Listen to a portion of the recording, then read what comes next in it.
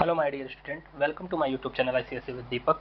आज rational number and irrational number chapter जो class 9 का फर्स्ट चैप्टर है उसके बारे में हम लोग डिस्कस करेंगे। पहले कॉन्सेप्ट देखेंगे, फिर उससे रिलेटेड हम लोग क्वेश्चंस देखेंगे। अब रेशनल नंबर क्या होता है, पहले हम लोग रेशनल नंबर पढ़ लेते हैं, फिर इरेशनल नंबर पढ़ेंगे। तो रेशनल नंबर बेटा जो number which that can be express by P upon Q, जो कि पी अपॉन क्यू के फॉर्म में हो, where q is not equals to 0। ठीक है, where q is not equals to 0 these number are known as rational number. ये सारे numbers क्या होते हैं, हमारे रेशनल नंबर्स कहलाते हैं, जो नंबर भी हमारे p और q के फॉर्म में हो। ठीक है, जैसे एग्जांपल, अब इसकी डिफिनीशन तो आएगी नहीं तुम्हारे एग्जाम में, तो एग्जांपल्स देखो, जैसे 2/3, 1/2, 2, 3, 0, माइनस का 3/2, ये सारे क्या है, हमारे एक रेशनल नंबर है। ये सब हमारे क्या है बेटा, यहाँ ये रेशनल नंबर है। ठीक है, अब ये रेशनल नंबर बेसिकली है, जो होता क्या है ये कि इसके डिनोमिनेटर में जीरो नहीं होना चाहिए, बाकी सारे रेशनल नंबर होते हैं। जैसे √2 ले लो, तो ये भी एक क्या है, हमारा इरेशनल नंबर है। ये रेशनल नंबर नहीं है, रूट वाले नंबर हमारे जो होते हैं वो रेशनल नहीं होते हैं, वो इरेशनल नंबर होते हैं। आई बात समझ में? इसके बारे में अभी हम लोग आगे डिस्कस करेंगे। ठीक है, तो यहाँ तक कि ये जो रेड से पूरा लिखा हुआ है, यहाँ तक ये सारे हमारे पार्ट क्या है, ये रेशनल नंबर्स के हैं। अब बोलोगे कि यहाँ पे आपने बताया था पी अपॉन क्यू के फॉर्म में होगा चीजें, तो भी रेशनल नंबर होते हैं। ये देखो 2 है, 2 के नीचे डिनोमिनेटर के नीचे कुछ नहीं, तो इट मीन्स हम 1 तो लिख सकते हैं। तो ये क्या है, हो गया एक रेशनल नंबर। इसके भी नीचे 1 लिख सकते हैं, इसके भी नीचे 1 लिख सकते हैं। तो ये सारे क्या है, हमारे रेशनल नंबर है। अगर यही चीज 1/0 रहती तो ये एक रेशनल नंबर नहीं होता, इसको डिटरमाइन ही नहीं कर पा सकते। ठीक है, तो ये नॉट डिफाइंड होता, नॉट डिफाइंड। ठीक है, तो यहाँ तक चीजें क्लियर हो गई होंगी। अब बेटा इसके कुछ क्वेश्चंस देख लेते हैं जो एक्सरसाइज में हमारे गिवन है। अब पहला क्वेश्चन जो आता है हमारा, वो ये पूछा जाता है कि find the 3 rational number, find the 3 rational number between 2 and 3। 2 और 3 के बीच में 3 रेशनल नंबर पता करने हैं। तो आप कैसे करोगे? ये सिंपल सा क्वेश्चन है तुम्हारा। अब ये आते भी है क्वेश्चन में, तो देखो n+1 का रूल होता है, n+1 का रूल। यहाँ पे क्या है, हमारा 3 है, 3 है, तो 3 है तो n की जगह हम लिख लेंगे 3, तो 3+1 मतलब हो गया 4। अब 4 से क्या करेंगे, इसमें मल्टीप्लाई कराएंगे दोनों नंबर्स में। ठीक है, तो 2 में भी 4 से मल्टीप्लाई कराएंगे और 3 में भी बेटा क्या करेंगे, 4 से मल्टीप्लाई करेंगे। अगर इनकेस इसके डिनोमिनेटर में भी कोई चीज नंबर रहती है, अगर सेम नंबर रहता है, तो हम लोग पहले डिनोमिनेटर में भी क्या करते हैं, मल्टीप्लाई कराते। आई बात समझ में? तो अभी और भी क्वेश्चंस देखेंगे। तो देखो ये क्या हो जाएगा, हमारा 8 हो जाएगा, ये क्या हो जाएगा, हमारा 12 हो जाएगा। अब देखो इसके बीच में कौन कौन से नंबर आएंगे, 9, 10 और 11। तो यही हमारे 3 क्या हो गए, रेशनल नंबर हो गए,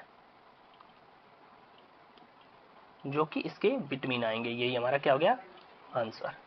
आई बात समझ में? तो यहाँ तक चीजें ये क्या हो गई होंगी, क्लियर हो गई होंगी। तो यही हमारे रेशनल नंबर हो गए, कि बस कुछ नहीं करना है, हमने n+1 का ये देखो फार्मूला याद रखना। एक और तरीका होता है रेशनल नंबर्स का निकालने का, a+b/2। ये छोटे क्लास में करते थे, तो इन सबको भूल जाना। ठीक है, ये एक नंबर, अगर एक रेशनल नंबर पता करना है उसके लिए ये बेटर ऑप्शन है। अदरवाइज तुम ये सबसे सही है। ठीक है, वो भी मैं करवा देता हूँ किसी एक रेशनल नंबर्स के लिए, बट अभी फिलहाल के लिए ये देखो, जैसे कि a+b वाला फार्मूला क्या होता है बेटा, कि पहले तुम a+b लगाओ, जैसे 2+3/2। तो अभी इसका एक रेशनल नंबर आएगा तो कितना आएगा, 5/2। फिर इसमें फिर से 3 का एक बार लो, तो फिर इसका एलसीएम लो, तो ये आ जाएगा 11/2। फिर इसके अंदर फिर एक बार एलसीएम लो। तो इस तरीके से हमें करना पड़ता था, तो लंबा प्रोसेस था। सबसे सिंपल यही है तुम्हारे 9th में, तो इन सबको ना देखो, तुम जो मैंने शॉर्टकट बताया है वही सबसे बेटर है, तो इसको कर लो। ठीक है, अब देखो और भी क्वेश्चंस हैं, इसके बारे में देखते हैं। जैसे कि अब क्वेश्चन आ जाए कोई, ये क्वेश्चन, जैसे कि एक क्वेश्चन तुम्हारी बुक का ले लेता हूँ। जिस ये क्वेश्चन नंबर दिया गया है, क्वेश्चन नंबर 7 है कि 5 रेशनल नंबर्स पता करने हैं तुम्हारे। 5 रेशनल नंबर पता करने हैं, 3/5 और 4/5 दिया हुआ है। तो यहाँ पे लिख लेता हूँ पहले question, find the 5 rational number. ये एम एल अग्रवाल की बुक का क्वेश्चन है, क्वेश्चन नंबर 7 है, बिटवीन 3/5 एंड 4/5। तो अब इसके बीच में देखो बेटा, हमें 5 रेशनल नंबर पता करने, तो n+1 लगाओ, तो n की वैल्यू कितनी है, 5। तो यहाँ 5+1 करोगे तो बेटा कितना हो जाएगा, 6। अब कुछ नहीं करना है, ये 3/5 है, इसमें 6 से मल्टीप्लाई न्यूमरेटर में, 6 से डिनोमिनेटर में, कॉमा लिख करो। 4/5 यहाँ पे भी 6 से न्यूमरेटर में और 6 से डिनोमिनेटर में, दोनों में मल्टीप्लाई कराना। ठीक है, तो ये हो जाएगा कितना, 18, ये हो जाएगा कितना, 30। फिर यहाँ पे देखो ये कितना हो जाएगा बेटा, 24, नीचे कितना हो जाएगा हमारा, 13। बस फाइंड आउट कर लो। तो कितना हो जाएगा 19 अपॉन का 13, फिर 20 अपॉन का 13, फिर 21 अपॉन का 13, 22 अपॉन का 13, फिर 23 अपॉन का 13। तो देखो ये 5 मिल गए। आप इसके बिटवीन का मतलब बीच में, तो इसके बीच में यही 5 मिलेंगे, इससे ज़्यादा तो कोई मिलेंगे नहीं। ठीक है, तो बस अब ये लिखते ये हो गए, डिनोमिनेटर सेम थे, ये सारे हो गए। बस इसमें क्या करना रहता है इस रूल में कि लास्ट जब हमारा वैल्यू जो आंसर है उसको सिंप्लीफाई कर लो, मतलब जो कटे उससे काट लो, वही तुम्हारा आंसर। जैसे ये कट गया तो 2/3 आ जाएगा, ये देखो 3 से कट जाएगा, ये हो जाएगा 10 और ये हो जाएगा 7, ये देखो 2 से कटेगा तो ये 11, ये हो जाएगा 15 और कोई कटेगा नहीं। तो जो हमारा फाइनल आंसर है वो आ जाएगा 19 अपॉन का 13, कॉमा 2 अपॉन का 3, कॉमा 7 अपॉन का 10, कॉमा 11 अपॉन का 15, कॉमा 23 अपॉन का 13। तो ये हमारा बेसिकली बेटा फाइनल आंसर है इन 5 रेशनल नंबर्स बिटवीन 3/5 एंड 4/5 का। ठीक है, तो यहाँ तक चीज़ें अच्छे से क्लियर हो गई होंगी, आई बात समझ में। तो ये हमारा फाइनल आंसर हो गया। तो यहाँ तक पूरी प्रॉपरली देखो, ये क्वेश्चंस आते हैं बोर्ड में नहीं, मैं कह सकता ये तुम्हारे क्लास में स्कूल में दिए जाते हैं फर्स्ट चैप्टर से, तो यही इंपॉर्टेंट है पहले चैप्टर के पहले टॉपिक से। ठीक है, पहले एक्सरसाइज से। तो आई थिंक ये पूरी क्लियर हो गई होंगी। अब देखो कुछ बच्चे इस एक क्वेश्चन एक और मैं करवाता हूँ कि जब डिनोमिनेटर हमारा बेसिकली चेंज होगा तो उस केस में क्या होगा, तो उसको भी मैं करवाता हूँ बेटा। तो उसके लिए देखो एक क्वेश्चन मैं करवा लेता हूँ, तुम्हारी बुक का क्वेश्चन नंबर जो दिया हुआ है, क्वेश्चन नंबर 4 कि इसमें फाइंड करना है हमारा 3 रेशनल नंबर बिटवीन क्या दिया हुआ है 1/3 एंड 4/5। तो ये अब ऐसे क्वेश्चन आ जाए तब कैसे करेंगे, तो यहाँ पे देखो 3 पता करना है तो n की वैल्यू 3 है, फॉर्मूला लिखो n+1, तो मतलब हो गया हमें 4। तो 4 से बेसिकली न्यूमरेटर और डिनोमिनेटर दोनों में मल्टीप्लाई करना है। लेकिन यहाँ पे देखो डिनोमिनेटर दोनों का अलग अलग है, पहले हम डिनोमिनेटर को सेम करेंगे, आई बात समझ में। जब डिनोमिनेटर को हम सेम कर लेंगे उसके बाद 4 से मल्टीप्लाई कराएंगे, नहीं तो अदरवाइज तुम अभी सोचो कि यहीं पे 1/3 इंटू 4 और इसमें भी इंटू 4 से मल्टीप्लाई करा दे, फिर 5/4 इसमें भी 4 से और इसमें भी 4 से मल्टीप्लाई करा देंगे, तो हमारा ये बेसिकली ये पूरा रॉन्ग हो जाएगा। तो इस तरीके से नहीं होंगी चीज़ें, आई बात समझ में। तो ये ध्यान देना, ठीक है तुम लोग, तो ये नहीं होगा। तो अब आ जाते हैं कि कैसे इसको करेंगे। तो 1/3 लिखो, कॉमा 5 नहीं 4/5। ठीक है, 4/5। पहले बेसिकली हम इन दोनों का एलसीएम लेंगे, तो इसको एलसीएम लेंगे तो बेटा क्या आएगा 15। तो ये हो जाएगा ऊपर 5, 3 5 से डिवाइड करेंगे तो 5 टाइम्स से, 5 से में ऊपर मल्टीप्लाई करेंगे 1 से तो 5 हो जाएगा। फिर ये 3 से डिवाइड करेंगे यहाँ पे और ये 3 से ऊपर मल्टीप्लाई करेंगे तो 12। तो बेसिकली अब इसको सेपरेट कर लेंगे, तो 5/15 कॉमा 12/15 तो अलग अलग कर लिए। अब देखो डिनोमिनेटर हमारा दोनों का सेम हो गया, बस कुछ नहीं 4 से अब यहाँ पे मल्टीप्लाई करो, ये 4 जो दिया हुआ है इस 4 से यहाँ पे मल्टीप्लाई करो और इसी 4 से फिर यहाँ पे दोनों में मल्टीप्लाई कर लो। अब इसको कर लो तो ये हो जाएगा 20/16 और यहाँ पे हो जाएगा तुम्हारा 12 4 जा 48 अपॉन का 16। आई बात समझ में। तो यहाँ तक चीज़ें क्लियर हो गई होंगी। अब कुछ नहीं करना है, सिंपल सा वो कर लो मल्टीप्लाई, मल्टीप्लाई मैं कह रहा हूँ कि इसके बिटवीन का लिख लो। तो ये हो जाएगा 21/16, फिर 22/16, फिर 23/16, 24/16। हमें तो 3 ही पता करना है, तो क्यों आगे तक जाए। तो इसको इरेज कर लो, तो बस ये 3 हो गए, इसको डिवाइड कर लो 11, सिंप्लीफाई कर लो ये हो जाएगा 13, इसको सिंप्लीफाई कर लो ये हो जाएगा तुम्हारा 3 से करोगे तो 3 7 जाए, ये हो जाएगा 20। तो बस हमारा जो फाइनल आंसर आ गया, फाइनल आंसर यहाँ पे लिख देते हैं। तो ये आ जाएगा 7/20, 11/30, 23/16। तो ये हमारा 3 क्या आ गए रेशनल नंबर आ गए बिटवीन 1/3 और 4/3 के। यही हमारा क्या हो गया बेटा फाइनल आंसर। तो यहाँ तक चीज़ें अच्छे से क्लियर हो गई होंगी। अब बेटा नेक्स्ट टॉपिक जो है हमारा इर्रेशनल नंबर, हम लोग उसको देखते हैं। ठीक है, अब इर्रेशनल नंबर क्या होते हैं, मोस्ट इंपॉर्टेंट है ये भी। अब इर्रेशनल नंबर्स वो नंबर होते हैं कि जो कि जिसकी वैल्यू रिपीट होती रहे, एग्जैक्ट वैल्यू उसकी पता ही ना चले। जैसे कि 1/3 क्या है, इसको अगर हम लोग डिवाइड करेंगे, ये अभी तो रेशनल फॉर्म में है, ये रेशनल फॉर्म में है, लेकिन जब हम इसको डिवाइड करेंगे तो ये 0.3333 ऐसे डॉट डॉट डॉट डॉट ये चलती चली जाएगी, कहीं पे एंड नहीं होगी। तो इस नंबर्स को क्या बोलते हैं हम लोग, इस टाइप के नंबर्स को हम लोग बोलते हैं बेसिकली इर्रेशनल नंबर्स। आई बात समझ में। इस टाइप के नंबर्स को हम लोग बेटा क्या बोलते हैं, इर्रेशनल नंबर्स बोलते हैं। आई बात समझ में। तो यहाँ तक चीज़ें पूरी बेसिकली क्लियर हो गई होंगी। आप देखो और जितने भी रूट्स वाले नंबर होते हैं वो भी हमारे क्या होते हैं, √2, √3, √7, √5। अब ये कोई दे दे √4 क्या है, रेशनल नंबर है, तो नहीं बेटा ये इसकी वैल्यू तो 2 होती है, तो ये क्या हो गया हमारा एक रेशनल नंबर है। ठीक है, लेकिन और जो इन सबके एग्जैक्ट रूट ना फाइंड हो उन वो सारे नंबर्स हमारे क्या होते हैं, इर्रेशनल नंबर होते हैं। एक क्वेश्चन यहाँ पे तुम्हारे बोर्ड में पूछा जाता है कि पाई इज एन, ये क्या है, एक रेशनल है कि इर्रेशनल है, तो ये एक बेटा क्या है हमारा, इर्रेशनल नंबर है। बट यहीं पे पाई की वैल्यू अगर दे दे 22/7, 22/7 दे दे, तो ये बेटा हमारा क्या हो जाएगा, एक ये क्या है, एक ये रेशनल नंबर है। ये समझ लेना, अच्छे से ध्यान में रख लेना, ये एक रेशनल नंबर है, लेकिन ये पाई जो है ये एक इरेशनल नंबर है, क्योंकि पाई की वैल्यू 22/7 भी होती है और 3.1432 ऐसे चलती चली जाती है, तो ये भी होती है। तो इसी वजह से ये जो पाई होता है वो इरेशनल होता है और ये 22/7 एक क्या होता है, रेशनल नंबर होता है। तो यहाँ तक चीज़ें क्लियर हो गई हैं। अब देखो एक क्वेश्चन है कि प्रूविंग दैट, कि हम प्रूव कैसे करें कि ये इरेशनल नंबर है, ये रेशनल नंबर है। कभी कभी इंपॉर्टेंट है, तुम्हारे एग्जाम में बेसिकली पूछ लिया जाता है, जो फाइनल एग्जाम होते हैं या फिर हाफ ईयरली वाले में। तो नेक्स्ट अब देखते हैं, जैसे प्रूव करना है, तुम्हारा एक पहला एग्जाम्पल है कि √2 इज, ये प्रूव करना है हमें, prove prove that √2 is irrational number. √2 क्या है, एक इरेशनल नंबर है। तो हम पहले लेट कंसीडर्ड कर लेंगे, यहाँ पे लेट कर लेंगे, let the let let √2 be a rational number. हम इसे मान लेंगे कि एक ये रेशनल नंबर है, ठीक है। प्रूविंग हमें तो ये करना है, बट हम इसको सॉल्यूशन में इसको मान लेंगे, सपोज कर लेंगे कि ये एक रेशनल नंबर है। तो जब भी कोई रेशनल नंबर होता है वो किस फॉर्म में होता है, अभी मैंने बताया था P/Q के फॉर्म में होता है, ठीक है। और P और Q, एक चीज़ मैं आप लोगों को और बता दूं कि जो P और Q होता है बेटा, वो उसमें एक चीज़ मैंने वो बताया नहीं कि पहली कंडीशन और एक कंडीशन और होती है रेशनल नंबर की, जो को प्राइम नंबर होते हैं। ये जान लो कि को प्राइम नंबर्स क्या होते हैं। को प्राइम नंबर वो नंबर होते हैं बेटा कि जिसका कॉमन फैक्टर ओनली वन हो, वन केवल वन रहना चाहिए, उसके अलावा कोई भी कॉमन फैक्टर नहीं होना चाहिए। हमेशा को प्राइम नंबर दो नंबर्स के बीच में फाइंड करते हैं, टू नंबर्स बिटवीन फाइंड होता है ये हमेशा। जैसे कि 35 और 7 ले लेते हैं, तो ये को प्राइम नंबर है, तो नहीं, ये को प्राइम नंबर नहीं है। क्यों? क्योंकि इसका कॉमन फैक्टर 1 से भी दोनों डिविजिबल है और 7 से भी दोनों डिविजिबल है, तो इस वजह से ये को प्राइम नंबर नहीं है। बट अगर यहीं पे 8,35 ले लें, तो देखो 8,35 क्या है, ये एक को प्राइम नंबर है।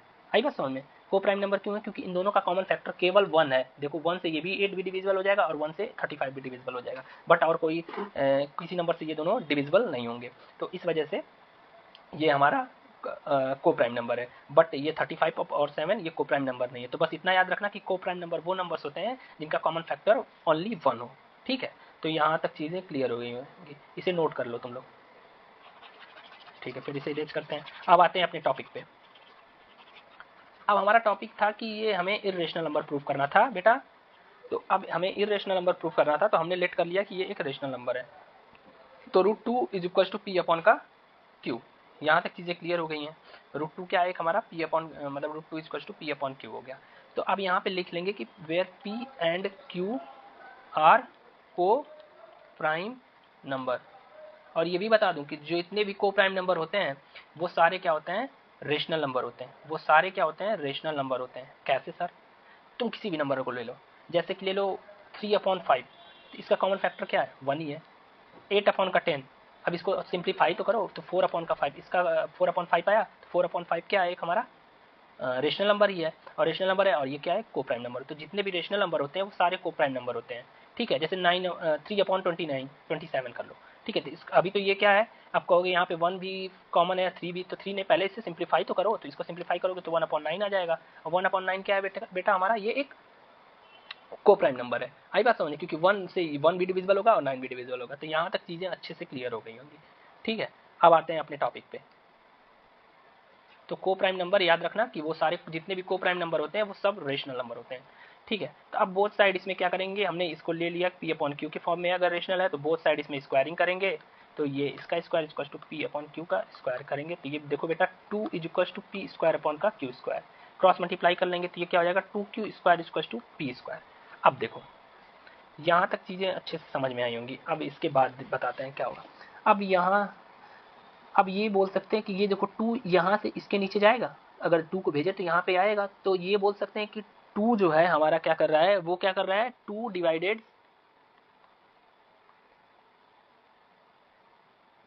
पी स्क्वायर, 2 जो है वो डिवाइड कर रहा है किसको, पी स्क्वायर को, देयरफॉर 2 ऑल्सो डिवाइड पी को। अगर पी स्क्वायर को डिवाइड कर रहा है, सपोज दैट पी स्क्वायर यहाँ पे 2 रहा होगा तभी तो उसको डिवाइड कर रहा है, या 4 रहा होगा तो p इंटू पी है तो इसको भी तो डिवाइड करेगा 2, एक को p रहेगा तब भी डिवाइड कर लेगा 2 को 2, ठीक है। तो ये अगर डिवाइड कर रहा है तो अब यहाँ से ध्यान देना, यहाँ तक तो समझ में आएगा कि 2 जो है ये इसके नीचे जाएगा तो पी स्क्वायर को डिवाइड करेगा, देयरफॉर 2 आल्सो डिवाइड करेगा p को भी डिवाइड करेगा। इतनी चीजें दिमाग में घुसी होंगी तुम लोगों को। अब क्या करेंगे, हम यहाँ पे लेट कर लेंगे स्पेस यहाँ पे।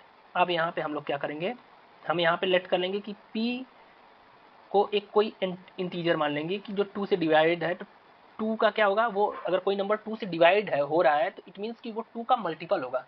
जैसे कि बेटा यहाँ पे समझो कि अगर 4 है, अगर ये 2 से डिवाइड हो रहा है बेसिकली, तो ये क्या है, 2 का कहीं ना कहीं ये मल्टीपल है, ठीक है। जैसे 8 है या कुछ भी हो, 16 है, 16 को अगर 2 से हम डिवाइड कर रहे हैं तो ये 2 का कहीं ना कहीं मल्टीपल है, क्योंकि इसका फैक्टर निकालोगे तो 2 इंटू 2 से कटेगा, फिर 8 से कटेगा, तो कहीं ना कहीं इसका 2 का मल्टीपल आ रहा है ना, तो ये बेसिकली क्या होगा, तो 2 का मल्टीपल है, इसी वजह से तो ये डिवाइड है। तो हम यहाँ पे कंसिडर कर लेंगे कि लेट कर लेंगे यहाँ पे p जो है वो 2 का मल्टीपल है इंटू सी क्या है, एक सी नाम का नया इंटीजर ले लेंगे, इंटीजर है, इंटीजर पॉजिटिव भी हो सकता है नेगेटिव भी हो सकता है, ये पता होगा। तो हमने p की जगह 2 सिलेक्ट कर लिया।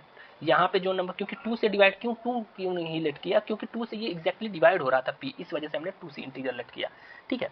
अब देखो क्या हो जाएगा, कुछ नहीं, p की जगह ये वैल्यू पुट करो, तो यहाँ पे 2q स्क्वायर इक्वल टू कर लो यहाँ पे 2c का, अब यहाँ पे होल स्क्वायर, क्योंकि p की जगह हमने ये वैल्यू रख ली थी, हो जाएगा 2q स्क्वायर इक्वल टू हो जाएगा बेटा 4c स्क्वायर, स्क्वायर करेंगे तो ये 2 से बेसिकली ये कट गया, तो यहाँ बचा कितना 2, तो q square equal to 2c square. अब 2 आएगा तो वो बेसिकली किसको डिवाइड करेगा, एग्जैक्टली 2 आएगा तो वो आप किसको डिवाइड करें, तो यहाँ आप लिखेंगे 2 divided q square, therefore 2 also divide q, 2 q को भी डिवाइड करेगा जब q स्क्वायर को कर रहा है। तो अब यहाँ से ध्यान से देखना, कलर चेंज कर लेते हैं, यहाँ से यहाँ पे आओ, अब यहाँ पे देखो ध्यान से देखना, मैं यहाँ पे करवाने जा रहा हूँ, ठीक है। तो यहाँ से हमें क्या पता चला कि देखो यहाँ से ये पता चला कि जो p है उसको 2 डिवाइड कर रहा है, q को भी 2 डिवाइड कर रहा है, इट मीन्स कि इन दोनों का कॉमन फैक्टर क्या हो गया, हमारा 2 हो गया, दोनों का कॉमन फैक्टर क्या हो रहा है, हमारा 2 हो गया। लेकिन हमें चाहिए क्या था, यहाँ पे लिख लेंगे p and q have a common factor 2, p और q का कॉमन फैक्टर 2 हो गया, लेकिन हमें कॉमन फैक्टर, ये p एंड q क्या है, को प्राइम नंबर है, तो को प्राइम नंबर का हमें हमेशा कॉमन फैक्टर क्या होना चाहिए, 1 आना चाहिए, बट यहाँ तो आया है 2, देयरफॉर जो हमने आवर कंट्रडिक्शन, दिस कंट्रडिक्शन जो हमने कंट्रडिक्शन माना था will be wrong, so that √2 is an irrational number। ये क्या हो गया एक बेटा, irrational नंबर हो गया। आई बात समझ में, तो यहाँ तक चीजें पूरी अच्छे से क्लियर हो गई होंगी। देखो हमने क्या किया, पहले एक बार फिर से समझा देता हूँ कि prove that √2 is a rational number, तो हमने पहले लेट कर लिया कि ये एक रेशनल नंबर था, ध्यान से देखना। फिर √2 को हमने ले लिया कि p अपॉन q के फॉर्म में होते हैं, तो हमने यहाँ पे ये कर लिया √2 इज क्या, √2 हो गया, √2 का स्क्वायर कर लिया, फिर equal to p upon q का होल स्क्वायर, फिर दोनों साइड का स्क्वायर कर लिया हमने, बोथ साइड ये टेकिंग स्क्वायर, यहाँ पे लिखेंगे बोथ साइड टेकिंग स्क्वायर, ठीक है। तो यहाँ पे 2 आ गया, फिर हमने क्रॉस मल्टीप्लाई कर लिया, जब क्रॉस मल्टीप्लाई करेंगे तो क्रॉस मल्टीप्लाई करने के बाद यहाँ पे क्यू स्क्वायर यहाँ पे आ जाएगा। अब हमें पता हो गया कि 2 जब जाएगा p के नीचे तो 2 डिवाइड्स p स्क्वायर, 2 किसको डिवाइड करेगा, p स्क्वायर को, तो 2 आल्सो डिवाइडेड p को भी डिवाइड करेगा।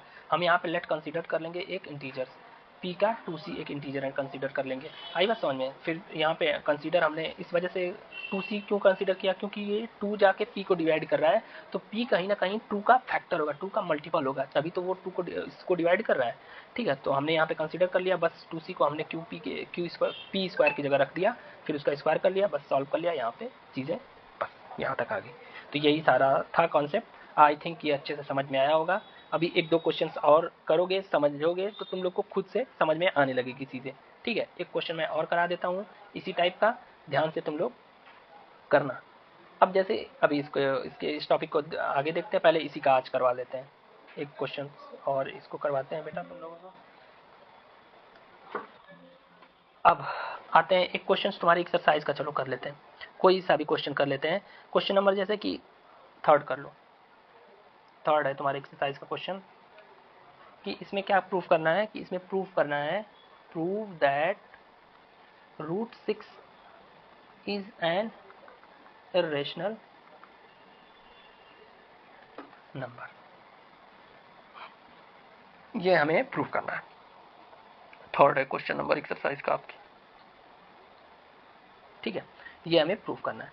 तो बस बेटा कंसीडर करो कि let √6 is an √6 is a rational number. ठीक है, हमने ये कंसीडर कर लिया कि ये क्या है, हमारा रेशनल नंबर है। अब इसके बाद अगर ये रेशनल नंबर है बेटा तो √6 is equal to P upon का क्या हो जाएगा, क्यू। ठीक है, अब यहाँ पे लिखेंगे कि P and Q R coprime number. ये चीज़ हम लोग यहाँ पे लिख लेंगे कि पी और क्यू एक हमारा क्या है बेटा, को प्राइम नंबर है। अब जब ये को प्राइम नंबर है तो हम इसके बाद क्या करेंगे, √6 is equal to P upon का क्यू, बोथ साइड क्या करेंगे, स्क्वायरिंग करेंगे। को प्राइम नंबर का मतलब समझ गए कि जिसका कॉमन फैक्टर ओनली 1 आना चाहिए। दोनों साइड हमने यहाँ पे स्क्वायर किया, तो √6 का स्क्वायर करेंगे तो 6 is equal to P square upon का क्यू। यहाँ पे लिखेंगे बोथ साइड स्क्वायरिंग। ठीक है, हमने बोथ साइड क्या कर लिया, स्क्वायर कर लिया, ये क्यू स्क्वायर हो जाएगा, क्यू स्क्वायर यहाँ चला जाएगा तो 6q square is equal to P square. बस यहाँ तक चीज़ें समझ में आई। देयरफॉर यहाँ पे लिखेंगे क्या, 6 जो है वो divided P square, 6 also divided P. जब पी स्क्वायर को डिवाइड कर रहा है तो पी को भी डिवाइड करेगा। यहाँ तक अच्छे से समझ में आ गया होगा कि जब इसको डिवाइड कर रहा है तो इसको भी डिवाइड करेगा। आई बात समझ में, पी को भी डिवाइड करेगा। नाउ अब इसके बाद नाउ लेट, हम लेट करेंगे क्या कि p is equal to 6c। c क्या है, c is an integer. c क्या है हमारा बेटा, एक इंटीजर है। आई बात समझ में, c हमारा क्या है, यहाँ पे इंटीजर है। अब 6 क्यों सर आपने लिया, तो 6 क्यों इस वजह से लिया, देखो ये 6 इसको डिवाइड कर रहा था ना नीचे जाके, तो अगर कोई नंबर किसी से डिवाइड करेगा इट मीन्स कि ये कहीं ना कहीं 6 का मल्टीपल रहा होगा, p कहीं ना कहीं 6 का मल्टीपल रहा होगा, तभी तो डिवाइड कर रहा है। जैसे 36 ऊपर रहा होगा p स्क्वायर पे, तभी ना नीचे जाके 6 थी तो तभी ना डिवाइड किया। कहीं ना कहीं 6 का क्या रहा होगा, ऊपर मल्टीपल होगा। 36 क्या है, 6 का मल्टीपल है, तभी तो वो उसके जाके डिवाइड कर रहा है, 6 जाके नीचे वाला 6 ऊपर वाले को डिवाइड कर रहा है। तो इस वजह से हमने 6 ले लिया यहाँ पे। और ये c का मतलब कोई इंटीजर है, 1 2 3 4 माइनस में हो या पॉजिटिव में हो, उससे कोई फर्क नहीं पड़ता। आई बात समझ में, तो यहाँ तक चीजें अच्छे से क्लियर हो गई होंगी। ठीक है, तो अब यहाँ तक चीजें अच्छे से क्लियर हो गई होंगी।